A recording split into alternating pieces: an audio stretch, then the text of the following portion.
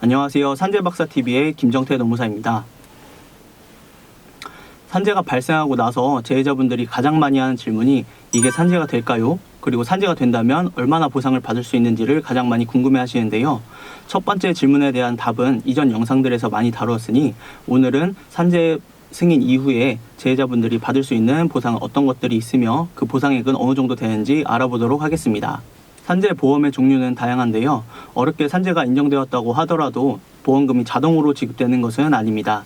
노무사를 통하면 알아서 보험금을 청구해 주겠지만 그렇지 않은 경우라면 원무과 산재 담당자에게 보험금을 일일이 청구해야 하는 번거로움이 있을 수 있고, 경우에 따라서는 병원에서 보험금을 일부 청구하지 않아 보험금을 적게 수령할 수도 있습니다. 그렇기 때문에 내가 받을 수 있는 보험금이 어떤 것이 있고 어느 정도 받을 수 있는지 알고 산재를 진행한다면 좀 더 도움이 많이 되겠습니다. 오늘 살펴볼 산재 보험급여는 요양급여, 휴학급여, 장애급여, 그리고 사망 시 지급받을 수 있는 유족급여와 장의비가 있습니다. 먼저 근로자는 요양급여를 청구할 수 있습니다. 요양급여에는 산재로 승인받은 상병에 대한 수술비, 약제비, 입원비, 간병비 또는 교통비까지 등을 보상하고 있는데요. 그리고 MRI 검사에 따른 검사 비용도 30만 원대에서 지원을 하고 있습니다. 하지만 요양급여의 경우에는 비급여 항목을 보상하고 있지 않기 때문에 실제 청구한 요양비보다 적은 금액이 지급될 수 있음을 유의해야 합니다. 그리고 산재 인정받은 의료기관 외에 다른 병원에서 치료를 받았다면 다른 병원에서 치료한 내역에 대한 진료비 상세 내역서와 영수증을 발급받아 공단에 요양비 청구를 하면 이 부분에 대해서도 요양비를 지급받을 수 있습니다. 타 병원의 치료 내역도 보상이 된다는 것을 모르고 청구하지 않는 분들이 많으셔서 이 부분에 대해서는 꼭 한번 말씀드리고 싶었습니다. 다음으로 휴업급여를 청구할 수 있습니다. 휴업급여는 업무상 재해에 따른 요양으로 취업하지 못한 기간에 대해 지급하는 보험금입니다. 휴업급여액은 평균임금의 70%에 상당하는 금액으로 지급하고 있는데요. 그렇기 때문에 평균임금이 한 달에 300만 원인 근로자의 경우 휴업급여는 약 210만 원 정도 지급받게 됩니다. 그런데 일용직 근로자분들의 경우에는 휴업급여가 지나치게 적게 들어왔다는 문의가 많은데요. 그 이유는 일용직 근로자분들의 평균임금 산정 시 통상근로개수인 0.73이 곱해져서 금액이 산정되기 때문입니다. 예를 들어 일용직 근로자의 일당이 20만 원이라고 할 때 20만 원의 통상근로개수 0.73을 곱한 14만 6천 원이 이 근로자의 평균임금이 되고, 다시 여기에 0.7을 곱한 금액이 1일당 휴업급여액이 됩니다. 때문에 일용직 근로자분들의 경우 마지막에 받았던 일당의 절반 수준으로 휴업급여가 지급된다고 알고 계시면 되겠습니다. 그리고 요양기간에 실제 일을 하고 급여를 받았다면 일한 기간은 제외하고 휴업급여를 청구할 수 있습니다. 그렇지만 일한 기간이 지나치게 길고 일하지 않은 기간이 매우 짧다면 공단에서는 요양이 필요 없다고 보아 휴업급여 자체가 지급이 되지 않을 수 있으니 이 점은 유의하셔야 됩니다. 그렇다면 요양급여와 휴업급여를 충분히 받으려면 어떻게 하면 될까요? 그것은 바로 병원 치료를 꾸준히 받았다는 이력을 남기는 것입니다. 요양급여와 휴업급여는 산재로 인정받은 요양기간만큼 받을 수 있는데요. 산재 의료기관의 주치의가 진료계약서에 추가 요양기간을 적어 공단에 제출하면 공단에서 심의를 통해 요양기간을 연장해주는 방식으로 이루어지고 있습니다. 만약 재해자가 산재 발생 이후 꾸준히 병원 치료를 하였다면 병원에서는 특별한 사정이 없는 한 진료계획서를 써주고 요양기간이 연장됩니다. 그런데 산재 발생 이후 병원 치료 이력이 하나도 없다가 갑자기 병원에 요양기간 연장을 요청한다고 하면은 병원에서도 진료계획서를 써줄 명분이 없다고 하여 요양기간 연장을 거부하는 경우가 종종 있습니다.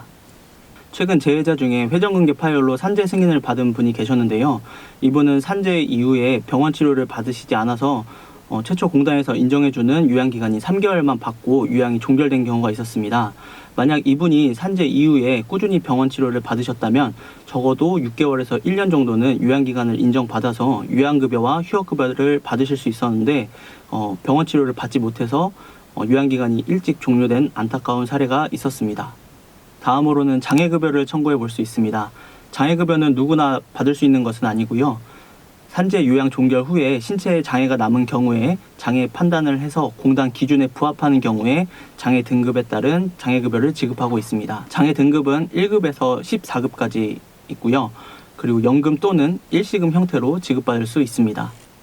장애등급표를 보면 1급에서 3급에 해당하는 노동능력을 완전히 상실한 근로자에 대해서는 장애보상연금을 지급하도록 규정하는데 최초 1년에서 4년분까지는 성급금을 지급하도록 규정하고 있습니다. 그리고 4급에서 7급의 경우 연금 또는 일시금 수령을 선택할 수 있는데요. 연금을 선택한 경우에도 최초 1년분에서 2년분 사이에는 성급금을 지급받을 수 있습니다. 그리고 8급부터 14급까지는 일시금 형태로 지급하고 있습니다. 등급에 따라 며칠분 이렇게 숫자가 적혀 있는데요. 등급별로 평균임금의 일수를 곱해서 산재보상금이 지급된다고 보면 되겠습니다. 다음으로는 근로자가 업무상 사유로 사망하게 된 경우 받을 수 있는 유족급여와 장의비에 대해 알아보겠습니다. 유족급여는 일시금 또는 연금의 형태로 지급하고 있고 유족 일시금의 경우 고인의 평균임금의 1300일분에 해당하는 금액으로 지급하고 있습니다. 수급권자가 배우자인 경우에는 유족연금으로 지급하는 것이 원칙이며 선택에 따라 50%는 연금으로, 50%는 일시금으로 지급받을 수 있습니다.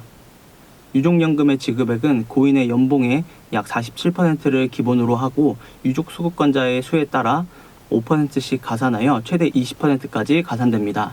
따라서 만약 유족 수급권자가 3명이라고 하면 고인의 연봉의 약 62%를 지급받게 됩니다. 장의비는 유족이 직접 장례를 치른 경우 장의비를 청구하여 받을 수 있는데요. 평균임금의 120일분에 해당하는 금액으로 지급하고 있습니다. 그렇다면 유족보상금은 최대 얼마나 받을 수 있을까요? 산재보상금은 근로자의 평균임금을 기준으로 산정을 하게 되는데요. 고용노동부에서는 매년 최고보상 기준액을 고시하여 상한액을 정하고 있습니다. 따라서 근로자의 평균임금이 아무리 높다고 하더라도 상한액 이상으로는 보상을 받을 수는 없게 됩니다. 2021년 최고 보상 기준 금액은 1일당 22만 6,191원인데요. 촬영일 기준 아직 내년도 최고 보상 기준 금액이 고시되지 않아 정확한 금액은 알 수 없지만 해당 금액에서 약간 상회하는 정도로 책정될 것입니다. 그러면 2021년 기준으로 유족급여와 장의비는 최대 얼마나 받을 수 있는지 알아보도록 하겠습니다. 그리고 이때 유족연금 수급권자가 배우자와 미성년 자녀 2명이라고 가정할 때 2021년 기준 최대로 받을 수 있는 유족연금과 장의비는 얼마나 되는지 알아보도록 하겠습니다. 유족연금의 경우 한 달에 약 426만 원을 지급받을 수 있고 유족연금 일시금을 선택할 경우에는 약 2억 9,400만 원을 받을 수 있습니다. 그리고 장의비의 경우 고용노동부 고시에 따라 최대 약 1,600만 원을 받을 수 있습니다. 이상으로 오늘은 산재 인정 시 어떤 보상을 받을 수 있고 보상액 정도는 어느 정도 되는지 대략적으로 알아보았는데요. 오늘 말씀드린 부분 외에도 추가적으로 받을 수 있는 보상이나 지원들이 많이 있음에도 불구하고 이를 잘 알지 못해서 신청하지 못하는 부분들이 많이 있습니다. 산재 승인을 받도록 도와드리는 것도 중요하지만 산재 승인 이후에 받을 수 있는 보상들을 꼼꼼하게 챙겨서 모두 받을 수 있도록 도와드리는 것도 노무사의 역할이라고 생각합니다. 산재 신청과 관련하여 궁금하신 점이 있다면 노무법인 이산에 문의 주시면 친절히 답변 도와드리겠습니다. 지금까지 산재박사TV의 김정태 노무사였습니다. 감사합니다.